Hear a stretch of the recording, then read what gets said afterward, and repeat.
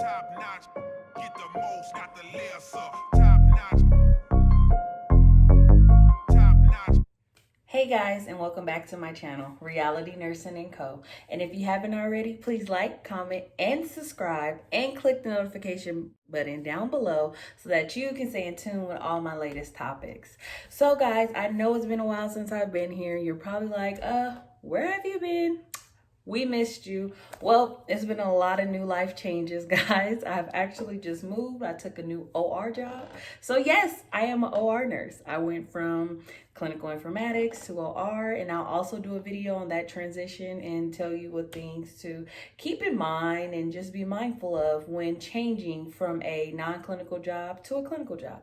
But all in all, it's been a beautiful blessing and it's been a beautiful journey, and I'm in love with it every step of the way. So I needed some time to grasp the hang of things and to adjust and settle in. Well, today's video, I will be reviewing with you the Hurst review.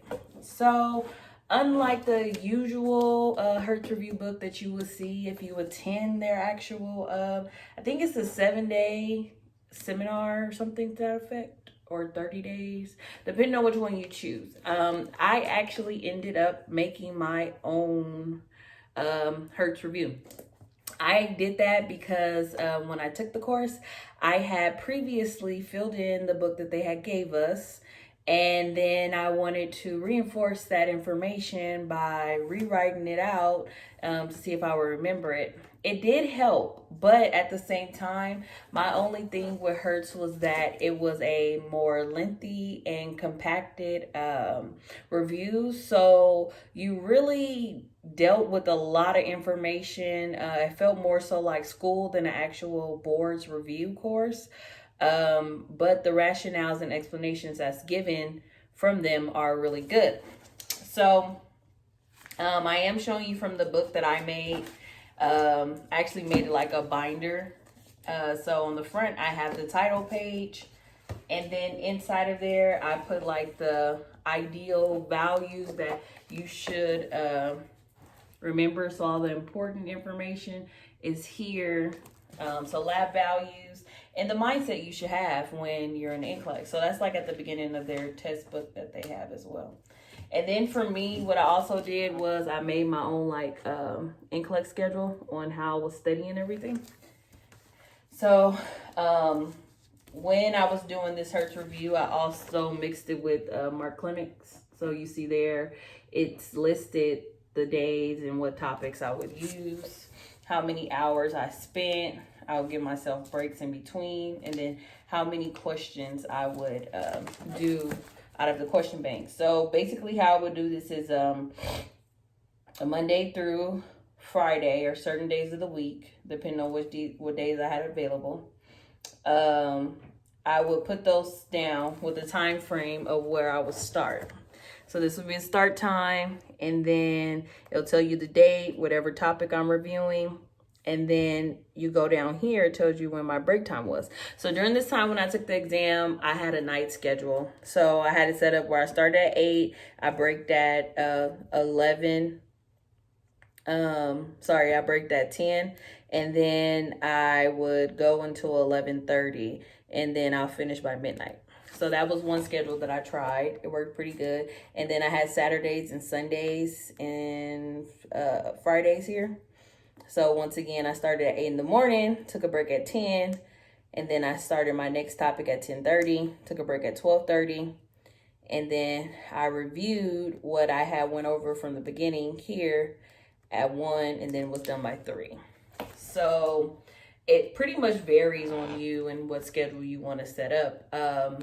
Typically for me, I would do like 2-hour increments, only because it's shown in certain studies and it's proven that your attention span doesn't last longer than 2 hours. That's why lectures that are extremely long with no breaks or anything, most students don't succeed in, because their brain's not given enough time to actually absorb the information and rationalize it equally for all the information. So then from there, I basically took these tabs and I wrote out what topic was coming. So I have like fluid and electrolytes, I have acid-base balance, burns, oncology, endocrine, cardiology, psychiatric nursing, renal, neuro, gastrointestinal, respiratory, orthopedics, oncology, maternity, pediatrics, and then in the end, after I went over each topic, I then separated it with the management of care, NCLEX strategies, and a little quick synopsis on how to pass boards. But mind you, all this information was previously given to me in the actual Hurst book. So if you are to attend the actual Hurst review, all those topics that I just named, along with the additional information that's added at the end, is given in a Hurst NCLEX review book, and is also reviewed in the Hurst review session. So as I mentioned, it's a 7-day one, and then there's also the 30-day review. Either one is a bit pricey. I want to say ranging between $250 to $700, $800 or something to that effect when I attended, and that was probably like 4 or 5 years ago. But their information isn't like a drastic switch. So if you know someone who's also taking Hurst review, or if you could find a used book online, all the information basically stays similar. They'll update small things every year, but it's nothing like drastic. So if someone had a book from 4 years ago, you can ideally buy that book from them and then, fill in the information if you attended a new course. But if you attend the new course, like I said, all this information is already supplied and given to you and is included in that package that you paid for. So you wouldn't have to worry about it. My main thing when focusing on Hurst review is just to remember that it's not like an ideal touch base type of review for NCLEX.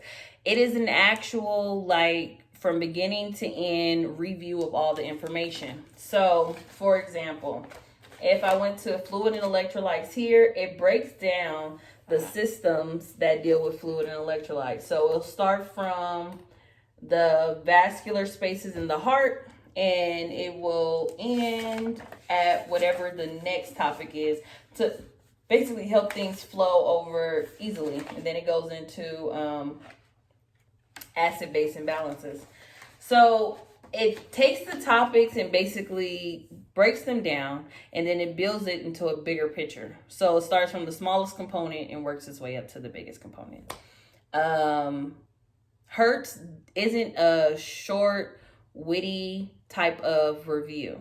This is a in-depth review that will take some time for you to, catch on to the hang of the system, and then rationalizing it and using it along with other, other review tools. So you can use it with other review tools. As I mentioned, when I previously did this, I used it with Mark Clements because I felt that it worked well with the information that he provided. I did also use for my question bank UWorld during this time. I will say that the rationales that's given in Hurst and the in-depth content information, I felt like it was more based from nursing school because it was so bulky versus like UWorld is simple to the point, and you get the nitty-gritty without having to dig or be like, okay, well, maybe I should have, So it's straight to the point. But Hurst overall is a good review. So I would suggest if you were the person that needed a lot of help on content and, you're trying to prepare for this exam, you should definitely invest to Hurst because it's proven to be very beneficial for those students that needs content work. If you need more like test taking strategy, test taking skills, then I would suggest Hurst isn't for you. find something else. Like I've shown you in previous videos, other test banks that I've used. I've also mentioned UWorld, which is really good. NCLEX Mastery, good. So it's a lot of things you can choose from. It's just finding out what works best for you. And as I mentioned before, I do offering tutoring. I do offer in-person meets. We can also FaceTime since it is coronavirus going on. Make sure you guys are keeping yourself safe. I'm just speaking on it because I brought it up. My numbers in my hospital are really high right now. So I can only imagine how they are elsewhere. Please, guys, it's very important to practice social distancing. It's very important to wear your mask. Also, wear eye covering. One of the hospitals that I work at, they actually had an outbreak in one of the units of COVID due to the fact they brought in a COVID patient. And when they brought in the patient, the team thought that just because they wore a face mask, that things would be okay, right? Because that's what they told us to do. CDC and public health things, everything just says wear a mask. Most things doesn't tell you to wear eye shield protection. Well, you are susceptible to receive coronavirus through your eyes. Think about it. If the person's speaking and they're not wearing a mask and their particles are flying over you, it could land in your eye. And that's another form of entry route to being susceptible to corona. So basically, the moral of me saying that is just be mindful, be aware of your surroundings. Like I said, these staff members thought that they were all safe because they had on face masks, but they all lack the knowledge of knowing that you should also protect your eyes because it's another form of transmission of catching the virus. So just be mindful, wear your eye protection, constantly wash your hands as much as possible. If there's no water and soap available, use hand sanitizer, guys. Like, it's so many ways that we can contribute to beating this virus that we all have to be mindful of our parts in the roles that we can play and the positive outcome for the end. But nonetheless, as I mentioned, Hurst Review. That's what the video is about. Hurst Review, not COVID-19. It's about Hurst Review. But yeah, guys, if you need any more information, helpful tips or tricks or anything concerning Hurst or just anything NCLEX related, please let me know. Email me, hit me on my Instagram platform. I'm always available, social media. As I mentioned, I do tutor. So if you need that as well, please email me.